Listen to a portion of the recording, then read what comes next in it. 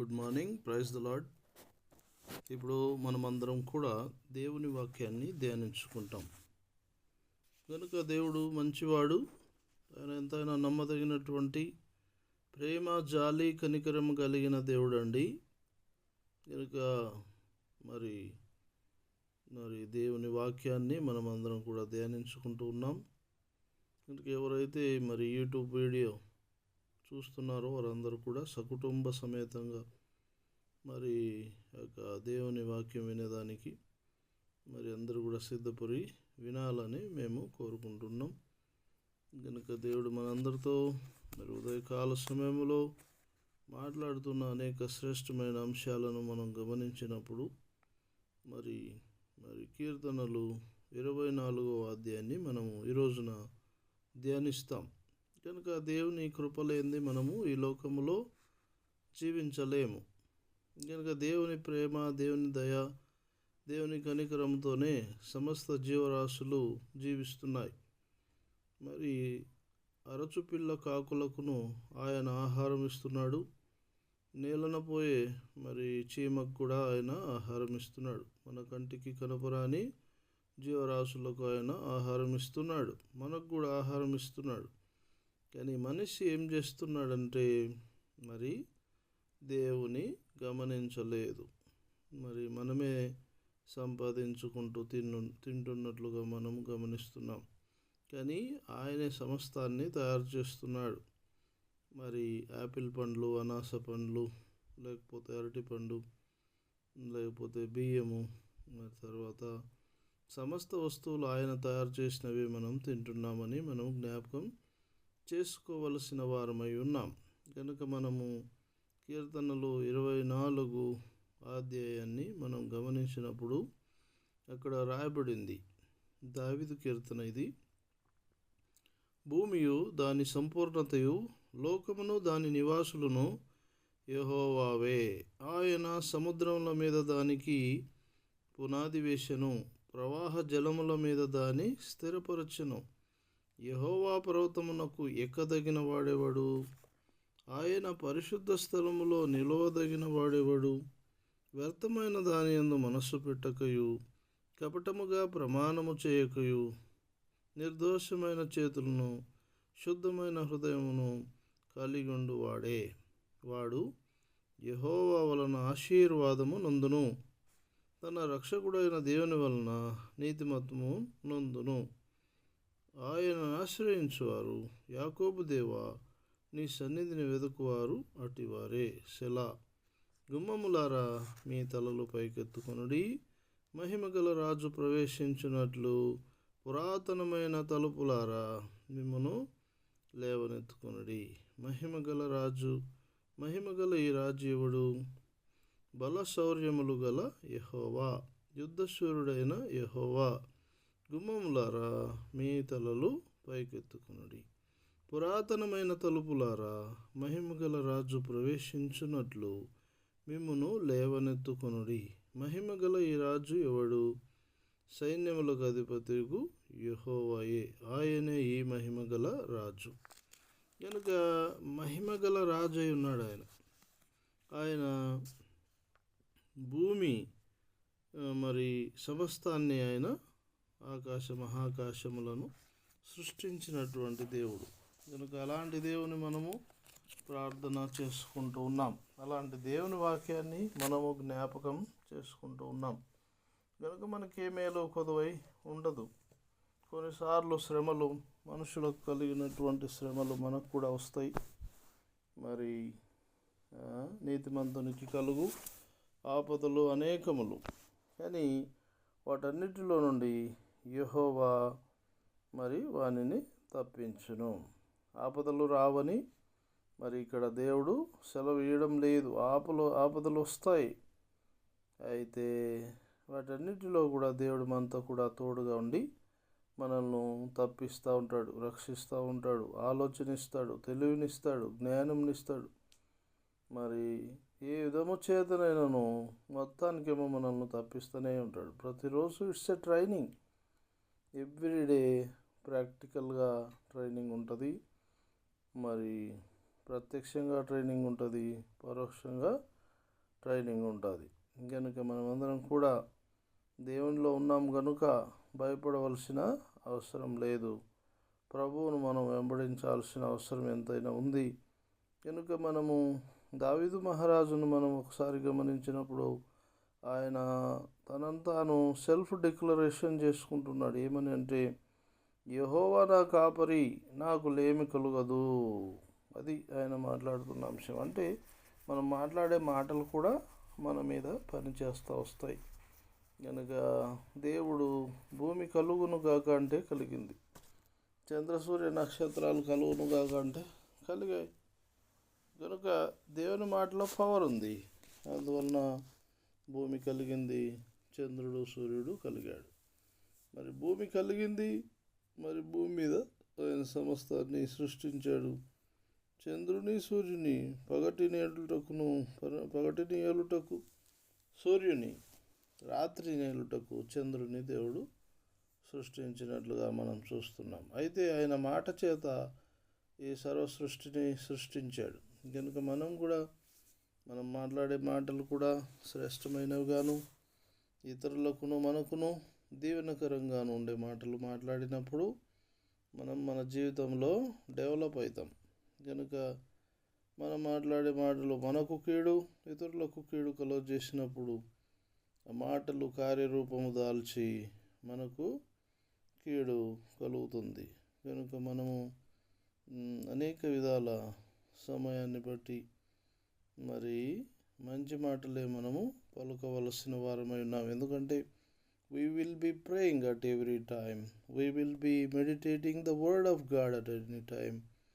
So we must speak the words that are good to us and to the other lives, because your words will create a special world around you. So మనం ఏం చేయాలా? దేవుని మంచి మాటలు పలుకుటకు భూమి మీదకి వచ్చాం. అందుకే దావీదు మహారాజు, యెహోవా నా కాపరి, నాకు లేమి కలుగదు. పచ్చిక గల చోట్లను ఆయన నన్ను పరుండజేయుచున్నాడు. శాంతికరమైన జలముల యొద్ద నన్ను నడిపించుచున్నాడు. నా ప్రాణమునకు ఆయన సేద తీర్చుచున్నాడు. తన నామమును బట్టి, హల్లెలూయా, ఆయన నామాన్ని బట్టి నీతి మార్గములలో మనల్ని నడిపించుచున్నాడు. గడాంధకారపు లోయలో మనము సంచరించినను ఈ అపాయమునకు భయపడకుండా దేవుడు మనల్ని కాపాడుతూ ఎన్ని రోజులు రక్షించినటువంటి దేవుడు, ఆహారం ఇచ్చిన దేవుడు, ఆరోగ్యం ఇచ్చిన దేవుడు, ఆవాసం ఇచ్చిన దేవుడు, అన్నీ గమనిస్తున్నటువంటి దేవుడు మనకున్నాడు. భయం మనకెందుకు? దిగులు మనకెందుకు? కనుక నా ప్రాణమా, నాలో నీవేళ తొందరపడుచున్నావు? దేవుని యందు నిరీక్షణ ఉంచుము. నీ ప్రాణము, నా ప్రాణము తొందరపడుతోంది, బాధపడుతోంది. శ్రమలు వచ్చినాయనే, అప్పులైనాయనే. కనుక మనం అందరం కూడా శ్రమ పడుతున్నాం. అయితే దేవుడు మన వైపు చూసి ఆయన కూడా మన గురించి ఆలోచన చేసి బాధపడుతూ ఉన్నాడు. కనుక ఆయన శూన్యంలో సృష్టిని తయారు చేసిన దేవుడే నీ జీవితాన్ని, నా జీవితాన్ని కూడా మళ్ళీ సరిచేయగలిగినటువంటి శక్తి కలిగిన దేవుడై ఉన్నాడు. మరి లాజరు చనిపోయిన తర్వాత 4 దినాలు అయిన తర్వాత యేసు అక్కడికి వెళ్ళినప్పుడు మరి మార్త లాజరు చనిపోయినాడని బాధపడినప్పుడు దేవుడు యేసు సరే మరి సమాధి చూపి అన్నప్పుడు లాజరు చనిపోయినటికి 4 దినాలు అయింది, కుళ్ళిపోయి వాసన కొడుతూ ఉంటాడని చెప్తుంది.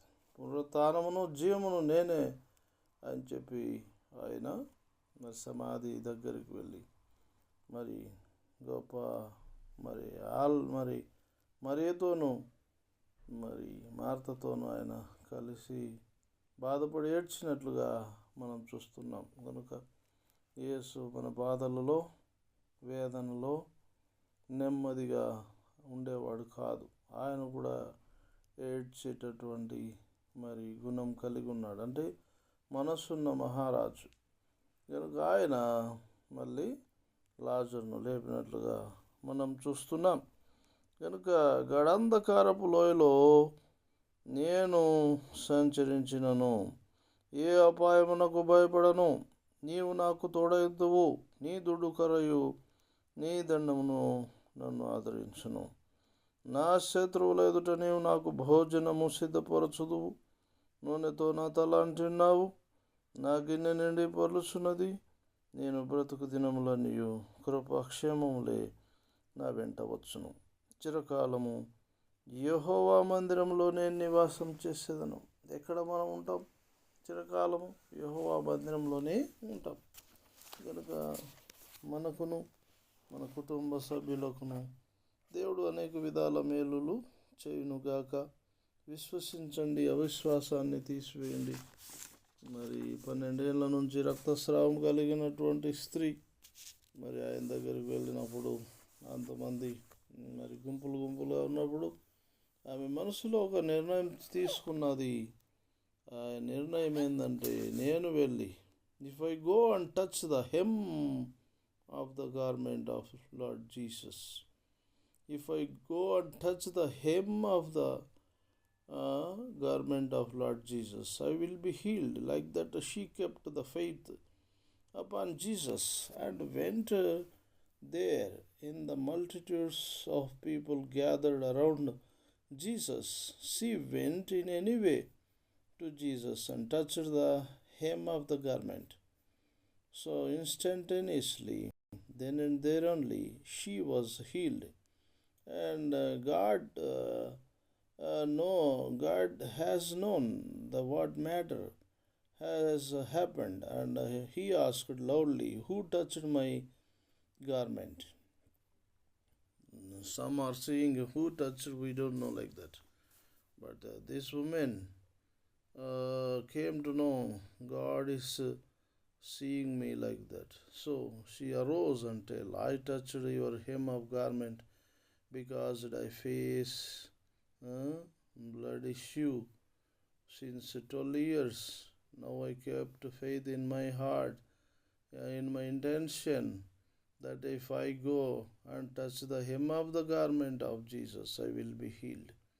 Like that, I got faith and came and touched the hem of you, and I got healed instantaneously. I spent so much of money to the doctors, but not healed. Now I'm being healed. Like that she told. So God told, your faith has healed you. So go and be in peace and not do sin. Like that God told. So దేవుడు మనతో మాట్లాడుతున్న అంశం ఏంటంటే, నీ విశ్వాసము నిన్ను స్వస్థపరచినది, సమాధానము గలదానవై వెళ్ళము. కనుక నేను కూడా విశ్వసించాల. అవిశ్వాసాన్ని మనము తీసివేయవలసిన వారమై ఉన్నాం. We are in the hands of lord Jesus. No weapon which is forming against shall prosper. మనకు ఎదురుగా రూపొందించబడు ఏ ఆయుధము వర్ధిల్లదు. భూమి ఆకాశములను సృజించిన యెహోవా సియోన్లో నుండి మనల్ని ఆశీర్వాదిస్తూ ఉన్నాడు. మన పిల్లలను ఆశీర్వాదిస్తున్నాడు. మన కుటుంబాన్ని ఆశీర్వాదిస్తూ ఉన్నాడు. మనమే దైనందిన జీవితంలో మరి బిజీ లైఫ్లో మరి దేవుని యొక్క బలాన్ని, శక్తిని, మహిమను మనం గమనించలేని వారమై ప్రభువును మనము జ్ఞాపకం చేసుకోలేకపోతున్నాం. అయినను సరే ఇప్పుడు మనమందరం కూడా మరి దేవుని యొద్దకు రావాలని దేవుడు కోరుకుంటూ ఉన్నాడు. దేవుడిచ్చిన ఆహారము తిని వస్త్రాలు కట్టుకొని ప్రభు మందిరానికి ఆదివారం వెళ్ళి దేవుని ఆరాధించాలని దేవునికి ఇష్టమైంది. నా బిడ్డలు నా స్వరం వింటారు. హల్లెలూయా. కనుక నా గొర్రెలు నా స్వరము వినును. కనుక నేను గొర్రెలకు మంచి కాపరిని, మంచి కాపరి గొర్రెల కొరకు తన ప్రాణము పెట్టును. కనుక ప్రాణం పెట్టిన యేసయ్యను మనం అందరం జ్ఞాపకం చేసుకుందాం. మరి దేవుడు మనకు, మన కుటుంబాలకు తోడైండునుగాక. చిన్న ప్రార్థన చేసుకుందాం. పరిశుద్ధుడు అయిన మా ప్రియ పరలోకపు తండ్రి, యేసుక్రీస్తు మహా గొప్ప దేవా, ఎంత నమ్మదగిన ప్రేమ, జాలి, కనికరం కలిగిన మా తండ్రి, దయాదాక్షిణ్యపూర్ణుడా, దీర్ఘశాంతుడా, కృపా సమృద్ధి గల దేవా, వేల్పులలోని వంటి వాడెవరు? పరిశుద్ధతను బట్టి మీరు మహనీయుడై ఉన్నారు. స్తుతి కీర్తనలను బట్టి పూజ్యుడవై ఉన్నావు. అద్భుతాలు ఆశ్చర్యకార్యాలు చేసి మమ్మలను ఇంతవరకు పోషించి మమ్మలను మా పిల్లలను దర్శించినందుకు వందనాలు ప్రభా. ఇక మా ముందున్న జీవితంలో ప్రయాణములో మీరే మాకు తోడండి, మంచి మార్గంలో నడిపించి మీరు అక్కడలో ఎత్తబడే భాగ్యము దయచేయమని, పరలోక రాజ్యము మేము కూడా చేరుటకు మేఘాల మీద అయ్యా ప్రేమ విందులో గొర్రెపిల్ల విందులో మేమును పాల్గొనే భాగ్యము దయచేయమని, మా శరీరానికి ఆత్మకును ప్రాణానికి రక్షణ కలుగజేయమని, ప్రతి కీడాపాయము శోధన నుంచి అకాల మరణం యాక్సిడెంట్ల నుంచి మమ్మల్ని తప్పించి రక్షించమని, మరి ప్రభు మమ్ములను మా పిల్లలను దీవించమని, మేము అనేకులకు ఆశీర్వాదకరంగా ఉండుటకు సహాయము దయచేయమని, ఈ యొక్క మరి ప్రభు వీడియోలో వింటున్న ప్రతి ఒక్క కుటుంబాన్ని కూడా మీరు దీవించి ఆశీర్వదించి బలపరిచి స్థిరపరచమని, ప్రతి విధమైన పాపశాపము నుంచి రక్షించమని, అప్పుల ఊబు నుంచి విడిపించమని, తప్పులు క్షమించమని, బెడ్ మీద ఉన్న పేషెంట్లను మీరు దర్శించి మీ స్వహస్తం గాయపడిన హస్తంతో ముట్టి స్వస్థపరచమని ప్రార్థిస్తున్నాను. అయ్యా సైతాన్ క్రియల నుంచి మరి నిన్ను నమ్మిన నీ బిడ్డలను విడిపించమని, అన్ని జనులను కూడా విడిపించమని ప్రార్థిస్తున్నాను. ఎవరైతే ఆహారం లేకున్నారో వారికి ఆహారము దయచేయమని ప్రార్థిస్తున్నాం. వస్త్రాలు లేని వారికి వస్త్రాలు దయచేయమని ప్రార్థిస్తున్నాం. ఒంటరిగా ఉన్న వారికి మీరు తోడైండమని ప్రార్థిస్తున్నాం. మరి ప్రభు చదువులందు సహాయం దయచేయమని, ఉద్యోగాలందు బర్డన్ కలిగిన వారికినైనా వారికి ఏదైనా మరి మీ సహాయం దయచేయమని ప్రార్థిస్తున్నాం. తండ్రి, శ్రమల్లో వేదనలో దుఃఖంలో ఉన్న వారిని దర్శించమని, బీదలను కనికరించమని ప్రభా, ఎవరైతే మరి చెరసాల్లో ఉన్నారో వారిని కనికరించి వారిని ప్రేమించి వారి పాపాలు క్షమించి జీవవాక్యం అందేటట్టు చేసి వారిని తగిన సమయంలో విడిపించమని, అలాగే సాతాను చెరలో ఉన్న వారిని విడిపించమని, యేసుక్రీస్తు ప్రభా అప్పులోబిలో ఉన్న వారిని వారి అప్పులు క్షమించి తప్పులు క్షమించి విడిపించమని, కట్టవలసిన అప్పులు కట్టి క్షమింపవలసిన అప్పులు మీరు క్షమించి అప్పుల నుంచి బయటకు తీసుకురమ్మని, ప్రతి విధమైన పాపశాపం నుంచి మరి ప్రభా విడిపించమని, అయా వేదన చింత దుఃఖంలో ఉన్న నీ బిడ్డలను జ్ఞాపకం చేసుకొని ఆదరించి పోషించమని, ఆహారము దయచేయమని, వస్త్రాలు దయచేయమని, నీరు నెమ్మది శాంతి సమాధానము దయచేయమని, సొంత ఇల్లు లేని వారికి మీ చిత్తమైతే ఇల్లులో దయచేయమని, అలాగే శ్రమల్లో వేదనలో ఉన్న వారిని జ్ఞాపకం చేసుకొని మీరు అక్కడ వరకు మీరు నడిపించమని, అయ్యా మీరు చేసిన ఎన్నో మేళ్లను బట్టి నీకు కృతజ్ఞతాస్తుతులు స్తోత్రాలు చెల్లిస్తున్నాం నాయన. పరమ పవిత్రుడా, పరిశుద్ధాత్మ శక్తి కలిగిన దేవా, మహోన్నతుడా, సర్వశక్తిమంతుడా, నీకే స్తోత్రం స్తోత్రం స్తోత్రం స్తోత్రం తండ్రి. అయ్యా ఈ యొక్క మరి ఛానల్ను మరి వీక్షిస్తున్న వింటున్న బిడ్డలను కనికరించి వారి అవసరాలు తీర్చి దయతో మరి ప్రభు వారిని ఆదరించి సంతోషపరచమని యేసుక్రీస్తు ప్రభు పరిశుద్ధ నామమును బట్టి అతి వినయముగా ప్రార్థించి వేడుచున్నాము పరమ తండ్రి, ఆమేన్. మన తండ్రి అయినటువంటి దేవుని ప్రేమయు, కుమారుడైనటువంటి యేసుక్రీస్తు కృపయు, పరిశుద్ధాత్మ దేవుని అన్యోన్య నిత్య సహవాసము, సన్నిధి, ప్రేమ, రక్షణ కూడిన మనకును సకల పరిశుద్ధులకు మరి ముఖ్యంగా ఈ యొక్క యూట్యూబ్ ఛానల్కును తోడండి.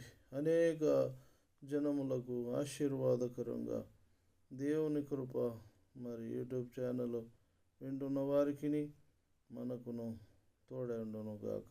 యేసు నామములో ఆమేన్.